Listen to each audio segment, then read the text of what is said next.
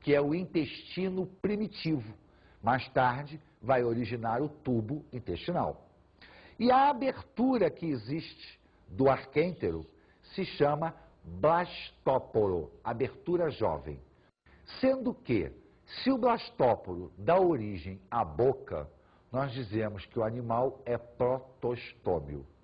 Se o blastóporo dá origem ao ânus, nós dizemos que o animal é deuterostômio.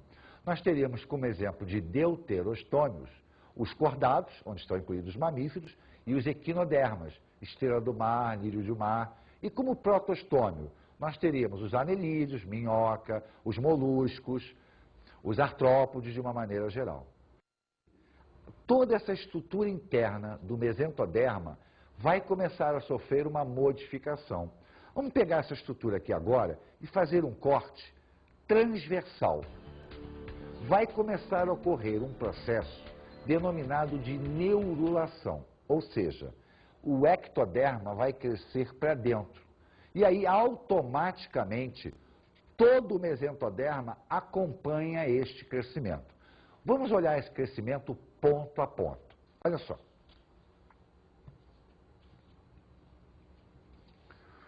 Eu tenho aqui a representação.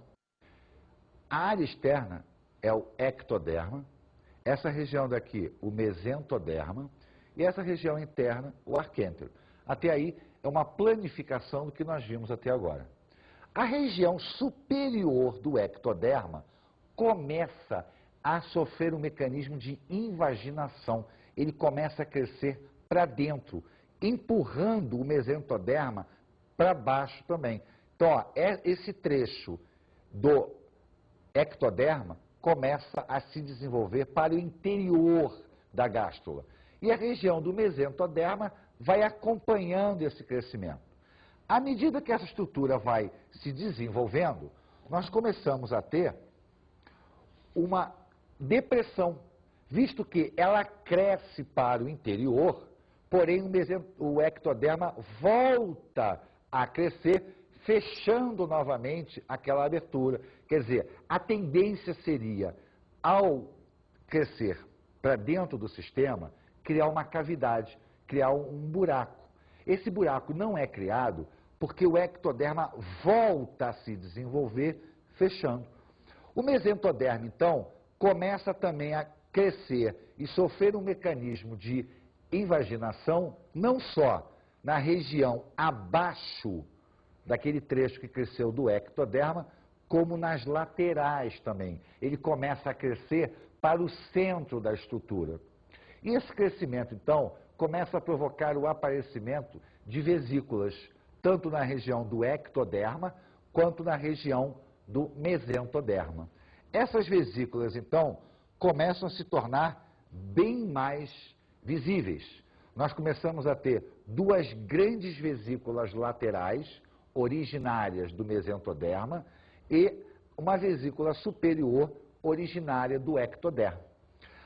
Pode-se observar que a região do arquêntero começa a se reduzir, ela começa a ficar menor, à medida que as laterais vão avançando e vão preenchendo aquele espaço vazio que antes era ocupado pelo arquêntero. Quando chegar ao final desse desenvolvimento, nós vamos ter uma configuração semelhante a essa aqui. A região externa continua sendo o ectoderma.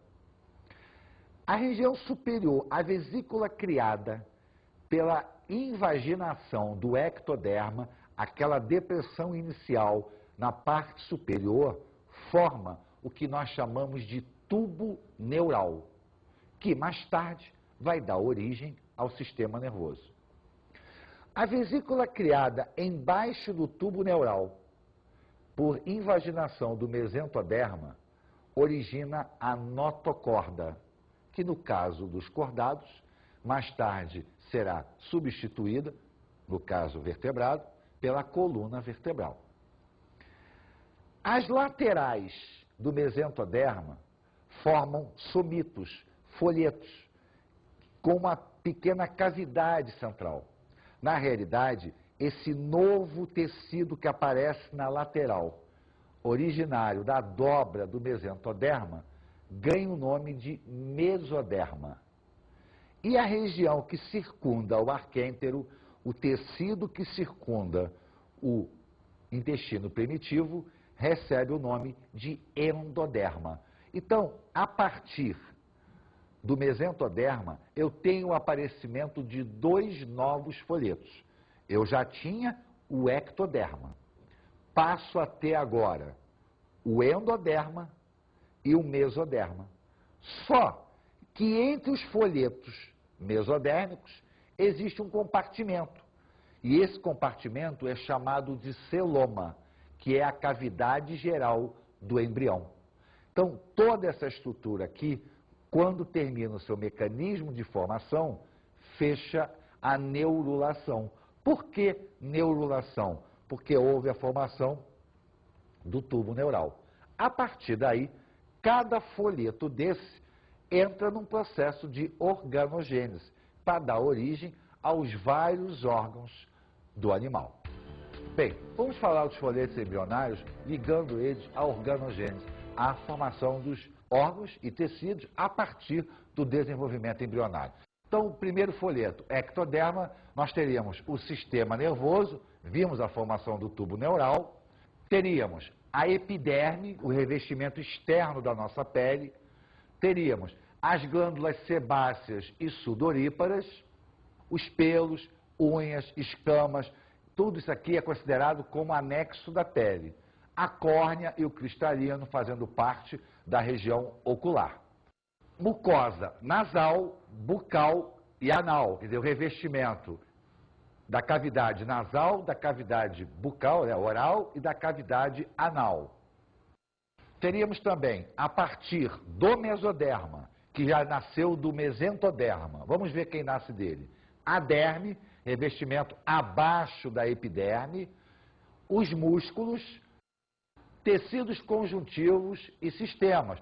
Tecido conjuntivo, propriamente dito, cartilaginoso, ósseo, e os sistemas correspondentes. Sistema ósseo, sistema cartilaginoso, o sistema geniturinário, quer dizer, que compreende tanto a área excretora quanto a área genital, e a partir do endoderma, nós teríamos a formação do revestimento do trato digestório, as glândulas anexas ao tubo digestório.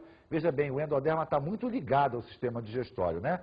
E sistema respiratório, tiroide e paratiroide, que são glândulas ligadas ao sistema endócrino, né, fabricação hormonal, sendo que o peso da fabricação hormonal, o peso das glândulas, nasce do mesoderma. O revestimento geniturinário, ó, atenção, hein, o sistema como um todo veio do mesoderma, mas o revestimento, aquele que vai entrar em contato com o meio externo ou até com a urina, no caso da área urinária, nasce do endoderma.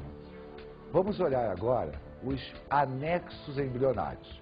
O primeiro anexo que nós vamos falar é a chamada vesícula vitelínica.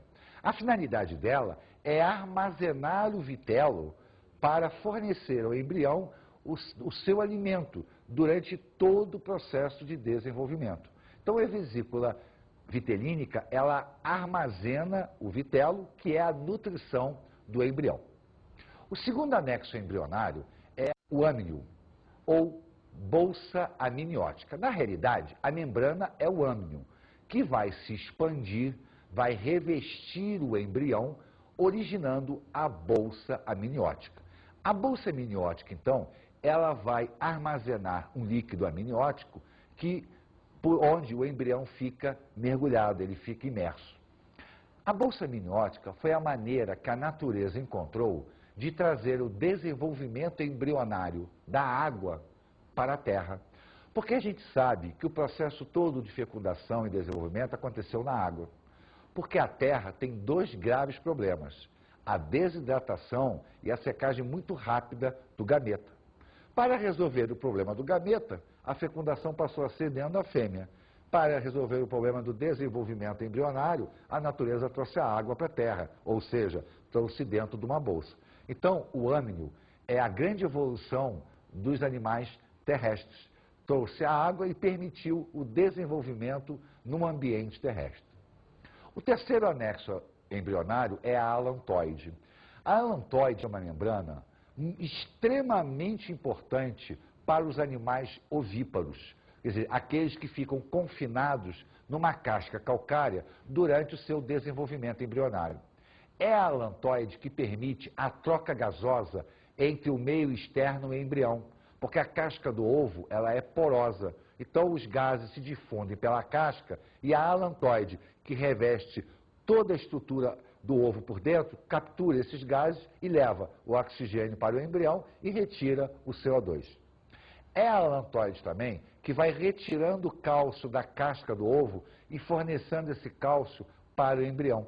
Com isso, o embrião recebe cálcio para poder formar o seu esqueleto, por exemplo, e a casca vai ficando mais mole. Quando o embrião já estiver todo formado, quer dizer, quando o animal já estiver pronto, a casca já perdeu tanto cálcio para o alantoide que o animal consegue rachar a casca por dentro e sair dela. Então, a alantoide, além de tirar o cálcio e fornecer para o embrião, favorece o seu nascimento também. E a alantoide para os animais ovíparos funciona como um rim de armazenamento. Esses animais eliminam ácido úrico, e o ácido úrico é pastoso. Então, a alantoide retira o ácido úrico do embrião e vai armazenando com ela. Com isso, quando o embrião nascer, quando o animal nascer, a alantoide vai ser despesada e o resíduo metabólico também será despesado. No caso dos mamíferos, por exemplo, a alantoide não terá todas essas funções. Nós vamos encontrar resíduos dela no cordão umbilical, mas ela é importante no momento da formação do elo de conexão entre a placenta e o embrião através do seu cordão umbilical. Lembra que o mesoderma formava o celoma? Pois é, nem todos os animais possuem celoma. Quando o animal não possui celoma, ele é denominado de acelomado. Mas quando ele tem o celoma, ele se denomina celomado. Acontece o seguinte, um animal pode ter apenas 2 folhetos embrionários, denominados de diblásticos, ou 3 folhetos embrionários, denominados de triblásticos, que é o caso ectoderma, endoderma e mesoderma. Quando o animal tem os 3 folhetos embrionários, mas não tem celoma, ele é denominado de acelomado triblástico ou triblástico acelomado.